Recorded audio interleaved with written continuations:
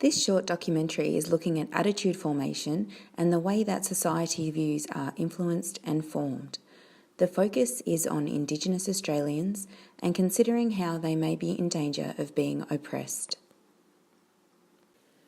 What is an attitude and how are attitudes formed?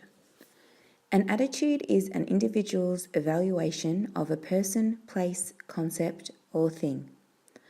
Attitudes are generally either positive or negative. However, sometimes they can be uncertain or one may have mixed feelings. Attitudes are formed through three processes, which is referred to as the ABC model. These are affect, behaviour, and cognition, and any particular attitude may be based on one component more than the others. The affective component refers to the emotional reaction one has towards an object. The behaviour component refers to how one acts or responds to something, and the cognitive component refers to the evaluation of something and the beliefs about it. Attitudes are influenced by family, life experiences, the media, and cognitive dissonance. Attitudes can change, they are not static. Society attitudes towards Indigenous Australians. Beyond Blue claims that discrimination against Indigenous Australians is considered one of the most prevalent forms of discrimination in Australia, and more than half of Australians have witnessed specific discriminatory behaviours. Some negative attitudes towards Indigenous Australians can be that they are lazy, they receive unfair advantage regarding government assistance, they are more likely to steal or be involved in criminal activity, they are alcoholics, they are violent, and they should behave more like other Australians. What is oppression? Oppression means to be subjected to harsh or unfair treatment or to be denied human rights. Are Indigenous Australians in danger of becoming oppressed? They have been oppressed in many ways in the past, and without a change in attitudes, it will continue. It wasn't until 1962 that Aboriginals could vote in Australia, and not until 1967 that there was a referendum to include Indigenous Australians in the census to be counted as people.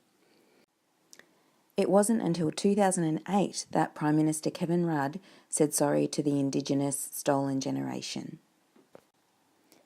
Indigenous Australians face many inequalities compared to non-Indigenous Australians, such as shorter life expectancy, poorer health, higher rates of infant mortality, higher rates of suicide, lower levels of education and employment, more likely to be incarcerated, pressures to assimilate. People's lack of awareness around the impact of discrimination and racism and the lack of motivation to change their attitude is concerning.